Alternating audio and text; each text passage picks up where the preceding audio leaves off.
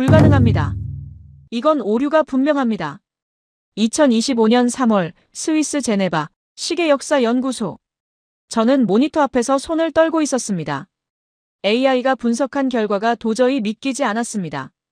스위스 브렉의 1820년작 하루 오차 0.3초. 우리가 자랑하는 200년 전 명품 시계입니다. 조선 자경루 1434년 하루 오차 0.03초. 600년 전에 10배 더 정확했습니다. 이 수치는 곧 런던으로, 파리로, 베를린으로 퍼져나갔습니다. 세계 시계장인들이 경악했습니다. 더 충격적인 건 AI의 다음 질문이었습니다. 이 장치를 만든 장영실은 21세기 엔지니어입니까? 장영실?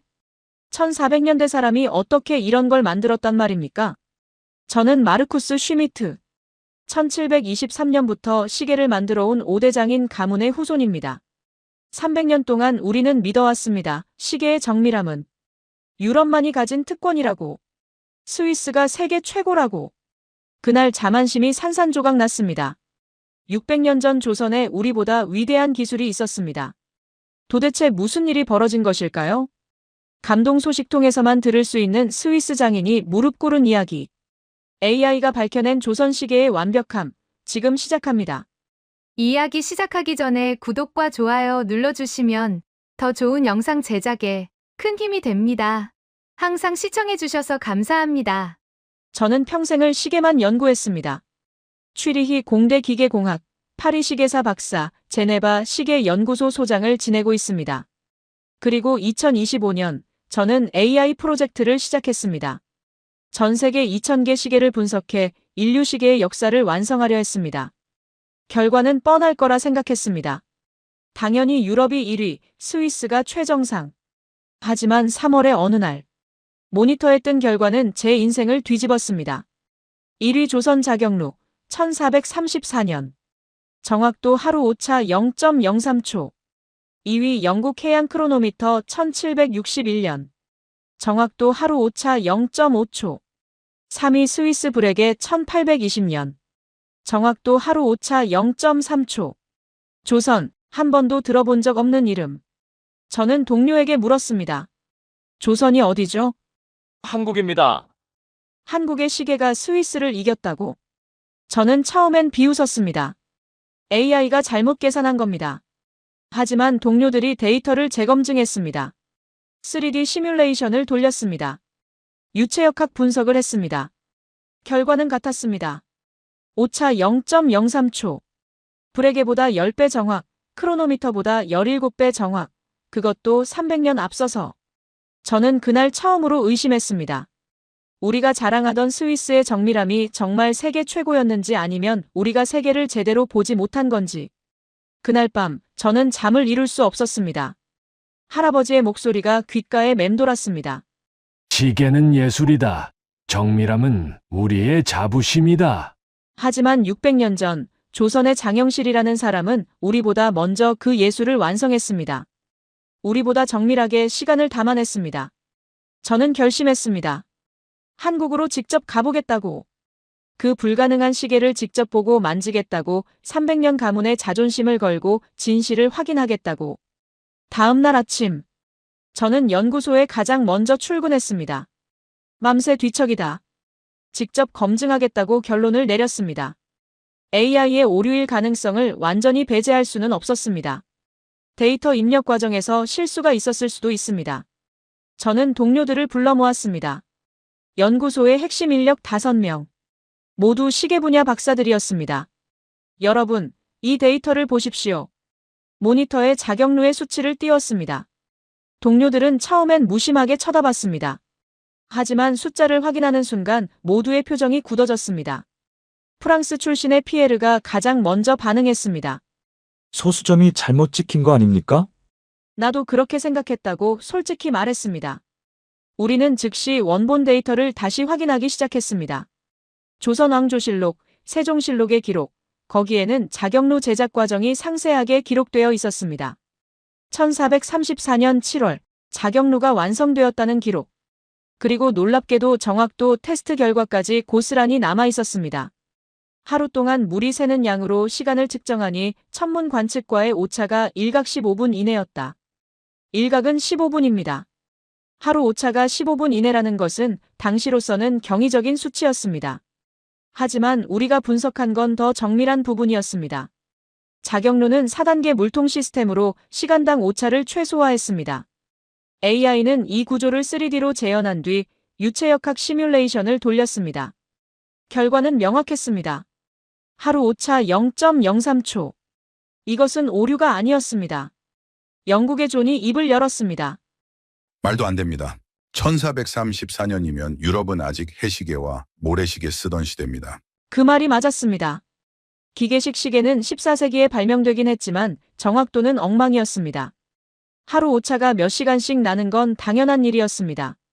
독일 출신 한스가 덧붙였습니다. 해양 크로노미터가 나온 게 1760년대입니다. 그것도 300년 넘게 연구한 끝에요. 우리는 모두 침묵했습니다. 조선은 해양 크로노미터보다 300년 앞서 더 정확한 시계를 만들었습니다. 저는 더 깊이 파고들었습니다. 자경루의 설계도를 분석했습니다. 4개의 물통이 계단식으로 배열되어 물의 흐름을 일정하게 유지했습니다. 첫 번째 파수호에서 물이 넘치면 두 번째 파수호로 흘러갑니다. 두 번째에서 넘친 물은 세 번째로, 세 번째에서 넘친 물은 네 번째 수수호로 흘러들어갑니다. 마지막 수수호에 부표가 떠 있고 이 부표가 올라가면서 시간을 표시하는 막대를 밀어 올립니다. 막대 끝에 달린 구슬이 종이나 북을 치는 장치를 작동시킵니다. 이건 자동화 시스템이잖아. 피에르의 놀란 목소리가 연구실에 울렸습니다. 우리가 주목한 건 단순히 시간을 재는 것이 아니었습니다. 자경루는 시간을 알려주는 완전 자동 시스템이었습니다. 사람이 물을 계속 보충하기만 하면 나머지는 모두 자동이었습니다. 시간이 되면 스스로 종을 치고 북을 울렸습니다. 유럽에서 자동시계가 나온 게 언제였죠? 제가 물었습니다. 한스가 답했습니다. 18세기 후반입니다. 그것도 아주 단순한 형태로요. 우리는 서로를 바라봤습니다. 350년의 차이. 조선은 15세기에 이미 유럽의 18세기 기술을 가지고 있었습니다. 점심시간이 되었지만 아무도 자리를 뜨지 않았습니다. 우리는 계속 데이터를 파헤쳤습니다. 그리고 더 놀라운 기록을 발견했습니다. 자경루를 만든 사람의 이름. 장영실. 과학기술자이자 노비 출신이었다는 기록. 하여튼 노비가 이런 걸 만들었다고? 피에르가 믿을 수 없다는 표정을 지었습니다. 유럽에서는 시계 제작이 최고 기술자들의 전유물이었습니다. 왕실과 귀족만이 의뢰할 수 있는 명품이었습니다.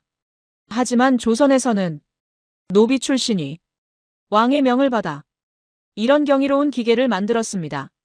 존이 조용히 말했습니다. 신분이 아니라 실력으로 평가했다는 뜻입니다. 우리는 고개를 끄덕였습니다. 그날 저녁, 저는 연구소 옥상에 올라갔습니다. 제네바의 야경이 눈앞에 펼쳐졌습니다. 시계탑마다 불이 켜져 있었습니다. 우리가 자랑하던 시계의 도시. 하지만 600년 전 한반도에는 이미 더 위대한 시계가 있었습니다. 저는 그날 결심했습니다. 직접 가보겠다고. 한국으로. 자경루를 직접 보고 만지고 이해하겠다고. 300년 가문의 자존심이 그것을 요구했습니다. 일주일 후, 저는 연구소 회의실에 동료들을 다시 모았습니다. 책상 위에는 두꺼운 파일이 쌓여 있었습니다. 일주일 동안 저는 미친 듯이 자료를 모았습니다. 조선의 시계, 한국의 과학사 장영실의 생애 모든 것을. 여러분, 저는 한국에 가려고 합니다. 제 선언의 동료들이 놀란 표정을 지었습니다. 직접 확인하지 않으면 평생 궁금할 것 같습니다. 피에르가 반대했습니다. 그건 시간 낭비입니다. 우리는 이미 충분한 데이터를 가지고 있어요. 하지만 저는 고개를 저었습니다. 데이터만으로는 부족합니다. 시계는 숫자가 아니라 철학이니까요. 할아버지가 하셨던 말이었습니다. 시계를 이해하려면 그것을 만든 사람의 마음을 읽어야 한다고. 존이 조심스럽게 물었습니다. 자경루 실물이 남아있나요? 저는 고개를 끄덕였습니다. 복원품이 있습니다. 국립고궁박물관에. 한스가 걱정스럽게 말했습니다. 복원품을 보러 그 먼 곳까지 가시겠다는 겁니까? 저는 미소를 지었습니다. 복원이라도 좋습니다. 원리만 이해할 수 있다면요. 사실 저는 이미 한국국립박물관에 이메일을 보낸 상태였습니다. 자격루를 연구하고 싶다고 스위스 시계역사연구소장 자격으로 공식 방문을 요청했습니다. 답장은 놀라울 정도로 빨랐습니다. 환영한다고 언제든 오라고 상세한 자료도 보내주겠다고 했습니다. 그들은 제 방문을 진심으로 기뻐하는 것 같았습니다. 2주 후, 저는 인천공항에 섰습니다. 13시간의 비행, 처음 밟는 한국 땅. 공항을 나서자 한글 간판들이 눈에 들어왔습니다. 동그라미와 네모 신기한 문자였습니다. 택시를 타고 서울로 향했습니다. 차창 밖으로 현대적인 빌딩들이 스쳐 지나갔습니다. 이 나라가 600년 전엔 저런 시계를 만들었구나. 혼자 중얼거렸습니다. 택시 기사님이 영어로 물으셨습니다. What brings you to Korea? 저는 잠깐 망설이다 답했습니다. 자경루. 투시 더 워터 클라크. 기사님의 얼굴이 환해졌습니다. 그리고 한국말로 뭔가 한참 설명하셨습니다. 저는 알아듣지 못했지만 그분의 자부심만큼은 확실히 느낄 수 있었습니다. 호텔에 짐을 풀고 저는 곧장 인터넷을 켰습니다. 내일 박물관 방문을 위해 사전 조사를 더 하려고 했습니다. 한국어 자료는 읽을 수 없었지만 영어로 번역된 논문들이 꽤 있었습니다. 저는 그중 하나를 클릭했습니다. 장영실과 조선의 과학혁명. 논문을 읽으며 저는 점점 더 놀랐습니다. 장영실은 자경루만 만든 게 아니었습니다. 앙부일구라는 해시계, 치국이라는 강우량 측정기, 혼천이라는 천체 관측기. 그가 만든 기계들의 목록은 계속 이어졌습니다. 이 사람은 한 사람이 아니라 한 시대였구나. 감탄이 절로 나왔습니다. 더 놀라운 건 그의 출신 배경이었습니다. 어머니가 기생이었고 아버지가 관노였던 천민 출신. 하지만 세종대왕은 그의 재능만을 보았습니다. 신분을 뛰어넘어 최고의 지위를 주었습니다. 유럽이었다면 상상도 할 수 없는 일이었습니다. 저는 창밖을 바라봤습니다. 서울의 야경이 반짝이고 있었습니다. 600년이 흐른 지금도 이 도시는 빛나고 있었습니다. 어쩌면 그때부터 시작된 것일지도 모른다는 생각이 들었습니다. 재능을 알아보는 눈, 실력으로 평가하는 문화. 그것이 오늘날의 한국을 만든 것은 아닐까. 다음 날 아침, 저는 일찍 일어났습니다. 설렘과 긴장으로 밤새 제대로 잠을 못 잤습니다. 국립고궁박물관, 오전 9시 개관 저는 개관 10분 전에 도착했습니다. 박물관 입구에는 한복을 입은 안내원이 서 있었습니다. 저는 예약 확인증을 보여주었습니다. 안내원은 미소 지으며 누군가에게 전화를 걸었습니다. 잠시 후 중년의 남성이 나타났습니다. 반갑습니다. 슈미트 박사님, 저는 김철수 학예연구사입니다. 유창한 영어였습니다. 우리는 악수를 나눴습니다. 자경루를 보러 오셨다고요? 정말 영광입니다. 김 연구사님의 목소리에는 진심 어린 기쁨이 담겨 있었습니다. 이쪽으로 오시죠. 특별히 준비한 게 있습니다. 저는 그를 따라 박물관 깊숙이 들어갔습니다. 복도를 지나 전시실을 지나 마침내 한방에 도착했습니다. 문이 열리는 순간 저는 숨을 멈췄습니다. 유리 케이스 안에 자경루가 서 있었습니다. 처음 본 순간 저는 말을 잃었습니다. 높이 약 3m 청동으로 만들어진 거대한 구조물 4개의 물통이 계단처럼 배열되어 있었습니다. 복원품이지만 원본의 설계도에 따라 정확하게 재현했습니다. 김 연구사님이 설명했습니다. 저는 천천히 다가갔습니다. 유리 케이스 너머로 세밀한 부분들이 보였습니다. 물을 받는 그릇의 곡선, 물이 흘러가는 수로, 부표를 띄우는 장치. 모든 것이 계산되어 있었습니다. 만져볼 수 있을까요? 제 질문에 김 연구사님이 고개를 끄덕였습니다. 물론입니다. 그래서 따로 준비했습니다. 그는 옆방으로 안내했습니다. 거기에는 또 다른 자경루가 있었습니다. 이건 교육용 모형입니다. 실제로 작동합니다. 김 연구사님이 물통에 물을 부었습니다. 철벅, 철벅. 물이 첫 번째 파수호에 차오르기 시작했습니다. 일정한 수위에 도달하자 물이 넘쳐 두 번째 파수호로 흘러갔습니다. 두 번째에서 세 번째로, 세 번째에서 네 번째로 물의 흐름이 완벽하게 일정했습니다. 저는 무릎을 꿇고 수수호를 들여다봤습니다. 부표가 천천히 올라가고 있었습니다. 부표에 연결된 막대가 위로 움직였습니다. 그리고 특정 지점에 도달하자 딸랑 작은 종이 울렸습니다. 저는 전율했습니다. 600년 전 조선 사람들이 이 종소리로 시간을 확인했을 것입니다. 어떻게 이런 생각을 할 수 있었을까요? 제 중얼거림에 김연구사님이 답했습니다. 장영실은 천재였습니다. 하지만 혼자가 아니었죠. 그는 자료를 펼쳤습니다. 세종대왕이 직접 설계에 참여했고 이천, 김빈 같은 학자들도 함께했습니다. 저는 고개를 끄덕였습니다. 혼자가 아니라 팀워크, 그것이 비결이었습니다. 가장 놀라운 건 이겁니다. 김 연구사님이 물통의 바닥을 가리켰습니다. 보이십니까? 바닥의 각도가 완벽하게 계산되어 있습니다. 자세히 보니 물통 바닥이 평평하지 않았습니다. 아주 미세하게 경사져 있었습니다. 이 각도가 물의 흐름을 일정하게 만듭니다. 유체역학을 이해하지 못하면 불가능한 설계입니다. 저는 할 말을 잃었습니다. 15세기에 유체역학을 이해했다는 것입니까? 유럽에서 유체역학이 정립된 건 17세기 후반입니다. 뉴턴과 베르누이의 시대.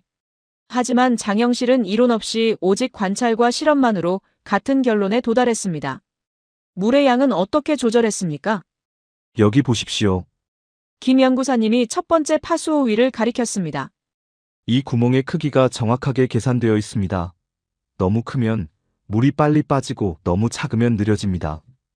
저는 구멍을 측정해보고 싶었습니다. 허락을 받고 캘리퍼스로 직경을 쟀습니다. 23.7mm. 이 숫자가 600년 전부터 결정되어 있었다는 것입니다. 온도 변화는 어떻게 대응했습니까? 시계장인으로서 가장 궁금한 부분이었습니다. 물은 온도에 따라 점성이 변합니다. 여름과 겨울의 흐름이 다릅니다. 조선 사람들은 계절마다 물을 바꿨습니다. 김 연구사님의 설명이 이어졌습니다. 여름에는 찬물을, 겨울에는 미지근한 물을 사용했죠. 경험으로 터득한 지혜였습니다. 저는 한참 동안 자격루를 바라봤습니다. 스위스 시계는 톱니바퀴와 태엽으로 움직입니다. 기계의 정밀함으로 시간을 쪼갭니다. 하지만 자격루는 달랐습니다. 물의 흐름으로 시간을 담아냈습니다. 자연의 원리를 이용해 인간의 필요를 채웠습니다. 이건 시계가 아닙니다. 이건 철학입니다. 김 연구사님이 의미심장하게 웃었습니다. 이제 아시는군요. 그날 오후, 저는 박물관에서 4시간을 보냈습니다. 자격루를 모든 각도에서 관찰했습니다. 사진을 수백 장 찍었습니다. 스케치를 했습니다. 그리고 깨달았습니다. 유럽과 조선의 차이를 유럽은 시간을 정복하려 했습니다. 기계로 쪼개고 지배하려 했습니다. 하지만 조선은 시간과 함께했습니다. 자연의 흐름을 받아들이며 조화를 이뤘습니다. 두 가지 모두 훌륭합니다. 하지만 완벽함의 방향이 달랐습니다. 해가 질 무렵 김 연구사님이 물었습니다. 내일 다른 곳도 보시겠습니까? 저는 고개를 끄덕였습니다. 당연합니다. 그가 미소 지었습니다. 그럼 앙부일구를 보여드리죠. 더 놀라실 겁니다. 다음 날 아침, 저는 다시 박물관을 찾았습니다. 이번에는 야외 전시장이었습니다. 거기에 앙부일구가 있었습니다. 이것이 앙부일구입니다. 해시계죠. 김 연구사님의 소개였습니다. 저는 다가가 살펴봤습니다. 반구형의 청동 그릇, 그 중앙에 세워진 바늘 그릇, 안쪽에 새겨진 선들. 언뜻 보기엔 평범한 해시계였습니다. 하지만 자세히 보는 순간 저는 멈칫했습니다. 이 선들은... 제 목소리가 떨렸습니다. 네, 맞습니다. 김 연구사님이 확인해 주었습니다. 13개의 수평선과 시간을 나타내는 세로선입니다. 13개의 수평선, 이것이 의미하는 바를 저는 알고 있었습니다. 계절에 따른 태양고도 변화, 여름에는 태양이 높이 뜹니다. 겨울에는 낮게 뜹니다. 그래서 그림자 길이가 달라집니다. 보통 해시계는 이 문제를 해결하지 못합니다.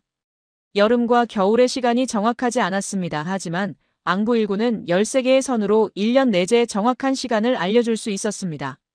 이건 천문학적 계산이 필요한데요. 그렇습니다. 김 연구사님이 자료를 보여주었습니다. 장영실은 서울의 위도를 정확히 계산했습니다. 북위 37.5도. 저는 숨을 들이켰습니다.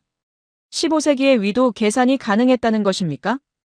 24절기의 태양 고도를 모두 측정해 이 선들을 그었습니다.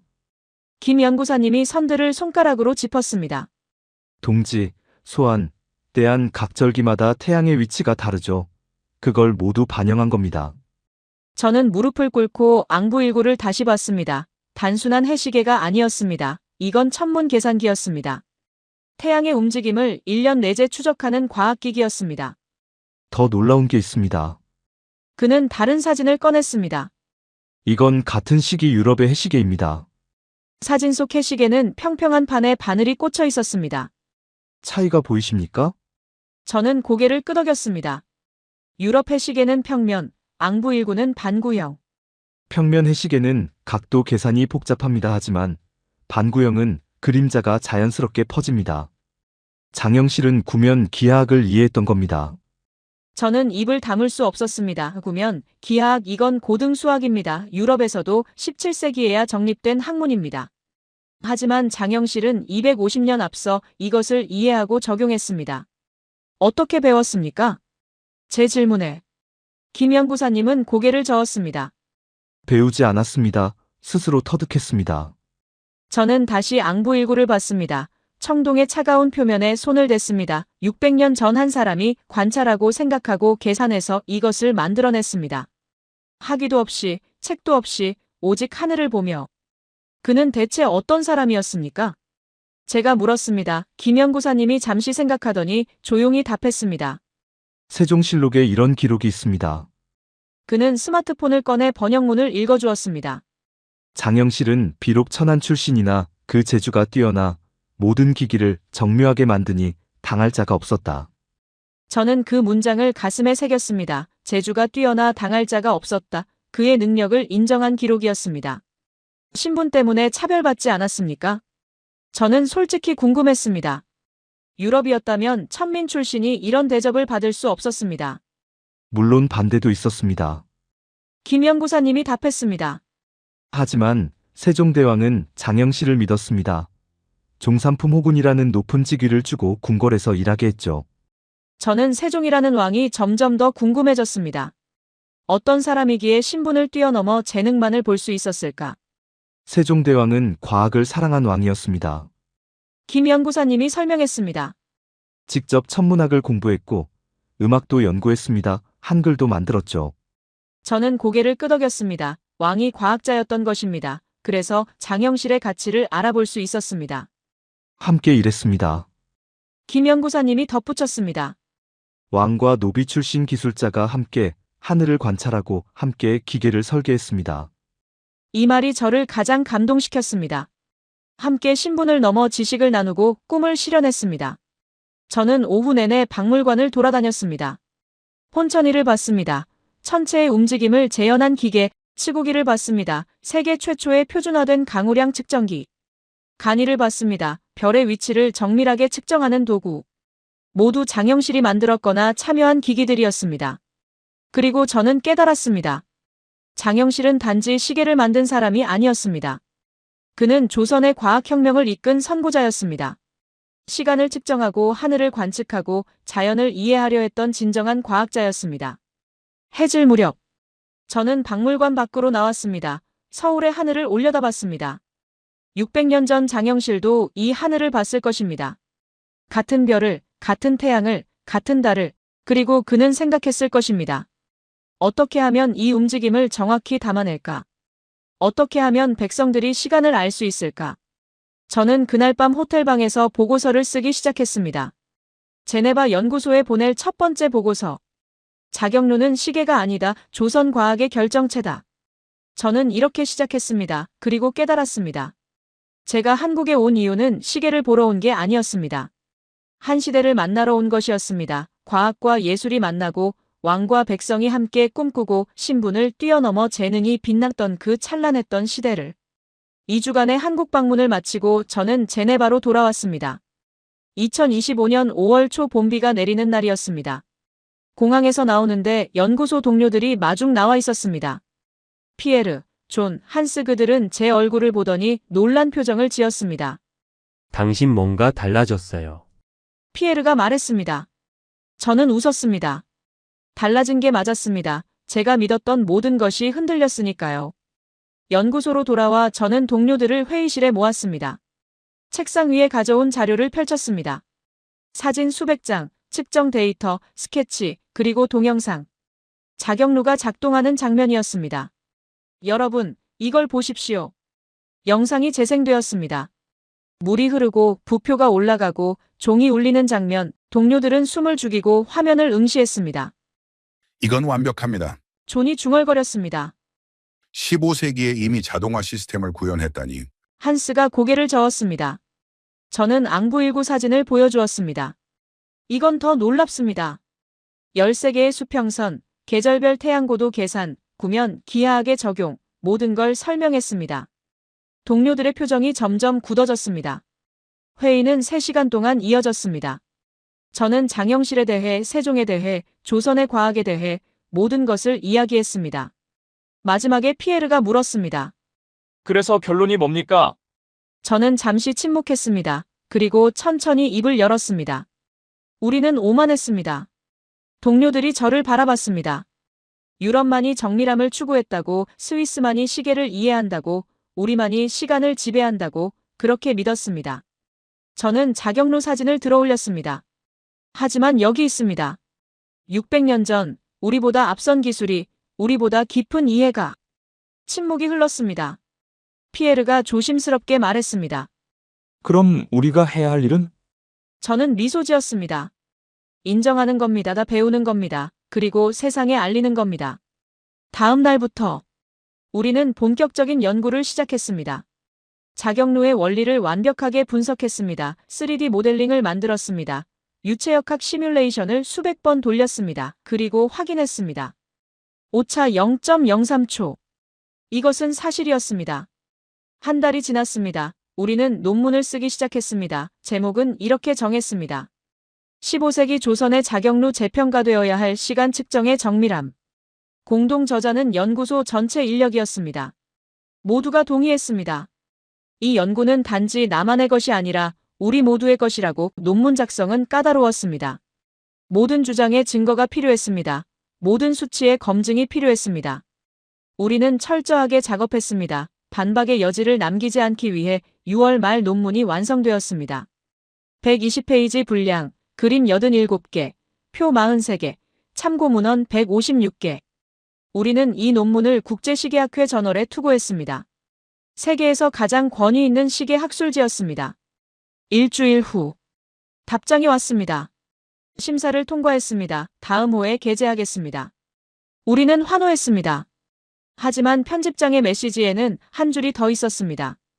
9월 추리히 학회에서 발표를 요청합니다. 국제시계학회 연례학술대회, 전 세계 시계 전문가들이 모이는 자리, 저는 떨렸습니다. 하지만 거절할 수 없었습니다. 이 이야기는 반드시 들려져야 했습니다. 2025년 9월 15일 추리히 공대 대강당 국제시계학회 연례학술대회 개막일이었습니다. 40개국에서 온 300명의 시계 전문가들, 저는 무대 뒤에서 발표 순서를 기다렸습니다. 손에 땀이 났습니다. 5대째 이어온 가문의 이름을 걸고 스위스 시계의 자존심을 내려놓고 이 자리에 섰습니다. 다음 발표자 마르쿠스 슈미트 박사입니다. 사회자의 소개가 들렸습니다. 저는 심호흡을 하고 무대로 걸어나갔습니다. 조명이 눈부셨습니다. 하지만 청중의 얼굴은 선명하게 보였습니다. 회의적인 눈빛과 차가운 표정들이 제 눈에 들어왔습니다. 여러분, 저는 오늘 여러분께 충격적인 이야기를 들려드리러 왔습니다.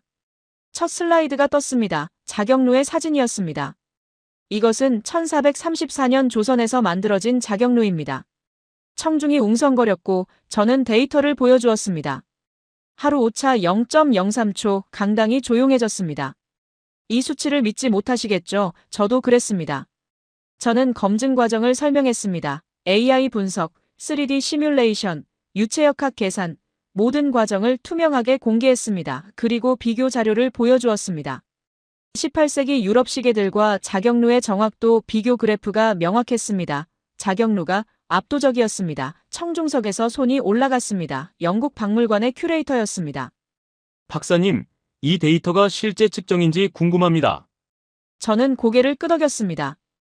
한국국립고궁박물관에서 복원품을 직접 작동시켜 측정한 결과입니다. 다음 질문이 이어졌습니다. 프랑스 파리 시계박물관 관장이었습니다. 온도 변화는 어떻게 보정했습니까? 저는 조선 사람들의 지혜를 설명했습니다. 계절마다 물을 바꾸고 물의 온도를 조절한 방법을. 청중이 고개를 끄덕였습니다. 발표는 40분 동안 이어졌습니다. 저는 앙부일구도 소개했습니다. 구면 기하학의 적용, 24절기 계산, 위도 측정, 장영실의 천재성을 하나하나 설명했습니다. 마지막 슬라이드에 저는 이렇게 적었습니다. 시계의 역사는 다시 쓰여야 합니다. 발표가 끝나고 잠시 침묵이 흘렀습니다. 그리고 한 사람이 일어나 박수를 쳤습니다. 일본 세이코 박물관의 관장이었습니다. 두 번째, 세 번째 사람들이 일어났습니다. 결국 전체 청중이 기립했습니다. 박수가 5분 동안 이어졌고 질문이 쇄도했습니다. 독일 시계 연구소장이 물었습니다. 이 기술을 유럽이 왜 몰랐습니까? 저는 솔직하게 답했습니다. 관심이 없었기 때문입니다. 동양의 기술을 우리가 과소평가했기 때문입니다. 미국 스미소니언 박물관 학예사가 질문했습니다. 앞으로 계획은 무엇입니까? 저는 준비한 답을 말했습니다. 국제 공동 연구를 제안합니다. 한국, 스위스, 일본, 영국이 함께 조선의 시계 기술을 완벽하게 재현하는 프로젝트입니다. 청중이 환호했습니다. 학회가 끝난 후 저를 찾는 사람들이 줄을 섰습니다. 명함을 주고받고 공동 연구를 제안하고 방문을 약속했습니다. 저녁 만찬 자리에서 학회장이 저를 불렀습니다. 백발의 스위스 노 교수, 시계학계의 살아있는 전설이었습니다. 슈미트 박사, 그가 저를 보며 말했습니다. 오늘 당신은 우리 모두에게 겸손을 가르쳤습니다. 저는 고개를 숙였습니다. 아닙니다. 장영실이 가르쳐 준 겁니다. 교수가 미소 지었습니다. 바로 그 태도가 진정한 장인의 자세입니다. 그날 밤 호텔방에서 저는 한국에 메시지를 보냈습니다. 김 연구사님께 발표가 성공적이었습니다. 세계가 자격루를 인정합니다. 곧 좋은 소식이 있을 것입니다. 답장이 빨리 왔습니다.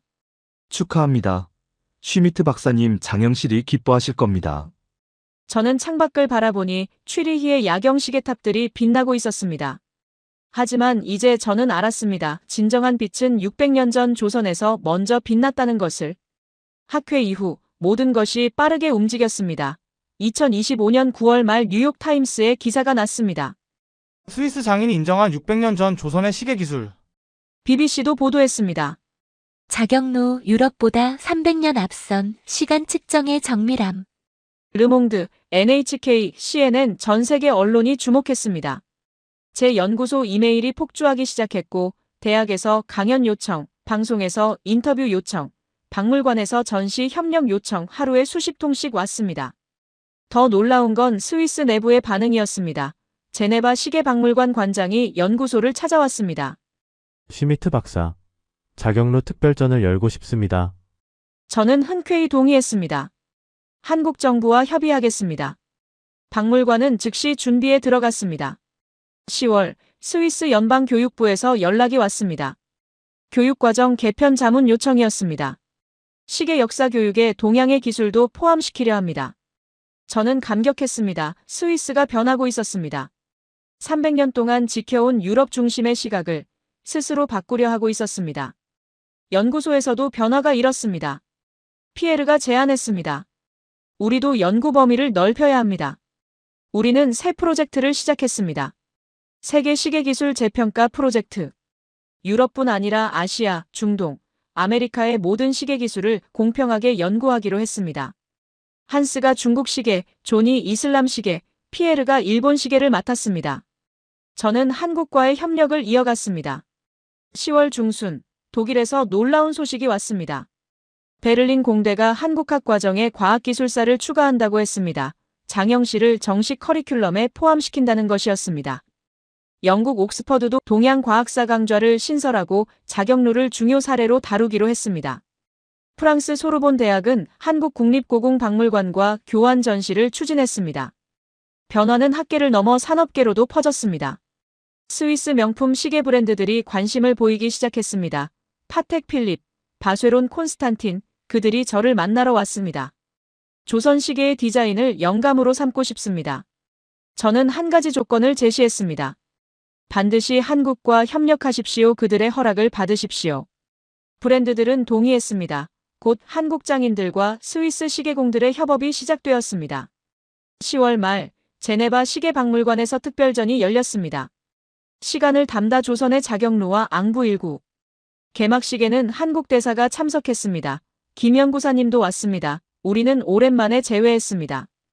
감사합니다. 슈미트 박사님, 당신이 세계를 움직였습니다. 저는 고개를 저었습니다. 아닙니다. 장영실이 움직인 겁니다. 저는 그저 전달자일 뿐입니다. 전시회는 대성공이었습니다. 3개월 예정이던 전시가 관람객이 몰리면서 6개월로 연장되었습니다. 스위스 학생들이 단체로 왔습니다. 시계 회사 직원들이 왔습니다. 심지어 관광객들도 이 전시를 보러 제네바를 찾았습니다. 전시장 방명록에는 감동의 메시지가 가득했습니다. 600년 전에 이런 기술이 존재했다니 놀랍습니다. 스위스만 자랑할 게 아니네요. 세계는 넓습니다. 한국에 가보고 싶어졌습니다. 저는 매일 전시장을 찾았고 관람객들의 반응을 지켜봤습니다. 아이들이 자경루 모형 앞에서 눈을 반짝이는 모습, 어른들이 앙부일구 설명을 읽으며 감탄하는 모습, 그 모든 게 내게는 선물 같았습니다.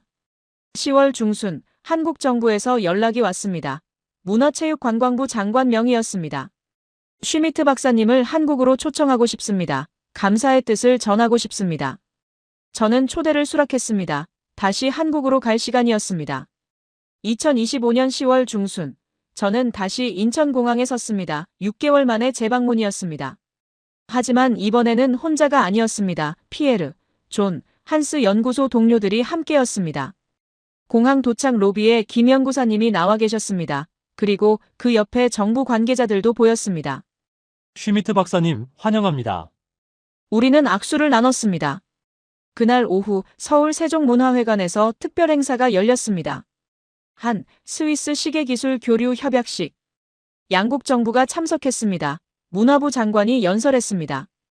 오늘 우리는 600년의 시간을 뛰어넘어 만났습니다. 장영실의 정신이 세계와 만저는 순간입니다. 박수가 터졌습니다. 스위스 대사도 답사를 했습니다.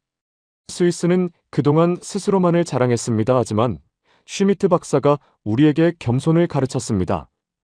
양국은 협약서에 합의했습니다. 한국의 전통 시계 기술과 스위스의 정밀 기술을 결합한 공동 연구를 진행하기로. 박물관 전시 교류도 정기적으로 열고 교육 프로그램도 함께 개발하기로 하였습니다. 모든 게 새로운 시작이었습니다. 저녁에는 국립고궁박물관에서 환영 만찬이 열렸습니다.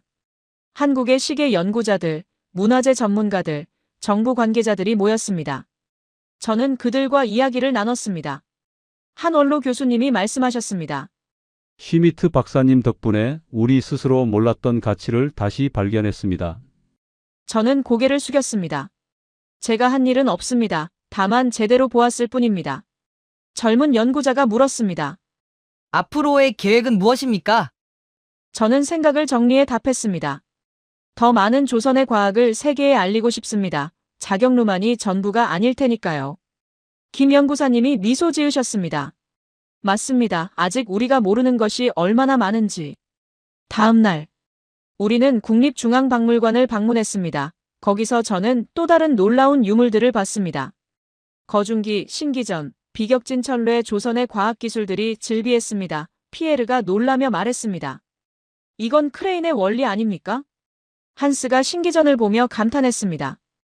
다연장 로켓 시스템이네요. 15세기에 이미. 우리는 서로를 바라봤습니다. 자경루는 시작일 뿐이었습니다. 조선의 과학은 우리가 상상했던 것보다 훨씬 더 광대했습니다. 오후에는 서울대학교에서 특별 강연이 있었습니다. 저는 학생들 앞에 섰습니다. 500명이 넘는 청중 젊은 얼굴들이었습니다. 여러분의 선조들은 위대했습니다. 저는 이렇게 시작했습니다. 하지만 더 중요한 건 여러분이 그것을 어떻게 이어갈 것인가입니다. 학생들이 집중했습니다. 과거를 자랑하는 것으로는 부족합니다. 그 정신을 이해하고 현재에 되살려야 합니다. 강연 후 질의응답 시간 한 학생이 손을 들었습니다. 외국인인 박사님이 우리 것을 더 사랑하시는 것 같아 부끄럽습니다. 저는 고개를 저었습니다. 사랑하는 건 여러분입니다. 저는 단지 그 가치를 발견했을 뿐입니다. 또 다른 학생이 물었습니다. 앞으로 우리가 해야 할 일은 무엇입니까? 저는 진심을 담아 답했습니다. 연구하십시오. 여러분의 역사를, 여러분의 과학을, 그리고 세계와 나누십시오. 박수가 터졌습니다. 그날 저녁, 저는 호텔방에서 동료들과 이야기를 나눴습니다. 이번 방문으로 우리가 얻은 게 무엇입니까? 피에르가 물었습니다. 존이 답했습니다. 겸손입니다. 한스가 덧붙였습니다. 그리고 새로운 시작입니다. 저는 고개를 끄덕였습니다. 우리의 여정은 이제 시작이었습니다. 2025년 10월 말 한국 방문을 마치고 제네바로 돌아왔습니다. 공항에서 집으로 가는 길, 저는 창밖을 바라봤습니다. 제네바 호수가 저녁 햇살에 빛나고 있었습니다. 시계탑들이 익숙한 종소리를 울렸습니다. 하지만 이제 그 소리가 다르게 들렸습니다. 예전처럼 자랑스럽기만 한 소리가 아니었습니다.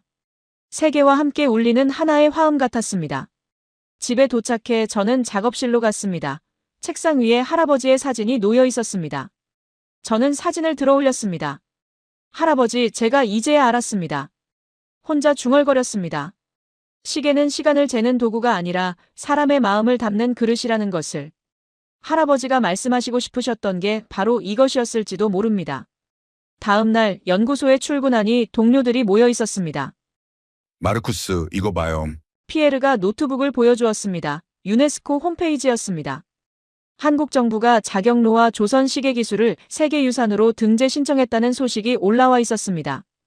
우리도 지원서를 보냈습니다. 피에르가 말했습니다. 스위스 시계 연구소 이름으로 추천서를 제출했어요. 저는 감격했습니다. 고맙습니다, 여러분. 존이 덧붙였습니다. 독일, 프랑스, 영국 연구소들도 모두 추천서를 보냈대요. 세계가 움직이고 있었습니다. 그날 오후, 저는 제네바 시계박물관을 찾았습니다. 자경루 특별전은 여전히 인기였습니다. 전시장에 들어서니 한 무리의 초등학생들이 자경루 앞에 서 있었습니다. 선생님이 설명하고 있었습니다. 이 시계는 600년 전 한국에서 만들어졌단다. 장영실이라는 사람이 왕과 함께 만들었지. 한 아이가 손을 들었습니다. 선생님, 그럼 우리 시계보다 더 대단한 거예요? 선생님이 미소 지었습니다. 대단하다는 건 비교하는 게 아니란다. 각자의 방식으로 시간을 이해한 거지. 저는 그 대답이 마음에 들었습니다. 아이들이 자경루를 보며 눈을 반짝였습니다.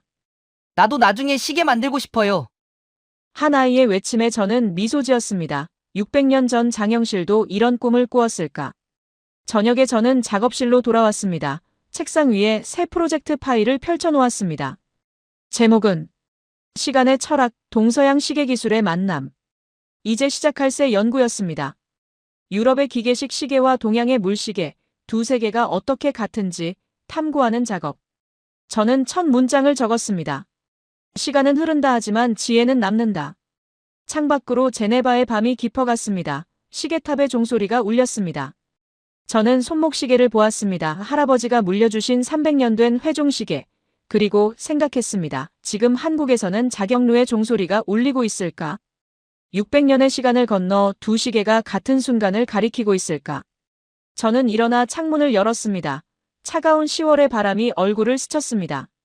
저 멀리 하늘을 보았습니다. 을 보았습니다. 아래 한국도 있을 것입니다. 장영실이 바라보던 그 하늘, 세종이 별을 세던 그 하늘, 그리고 저는 다짐했습니다. 이 이야기를 계속 전하겠다고. 더 많은 사람들에게 장영실의 천재성을, 조선의 과학을, 그리고 무엇보다 신분을 뛰어넘어 재능을 인정하고 함께 꿈을 이룬 그 아름다운 정신을 알리겠다고. 시계는 똑딱거렸습니다.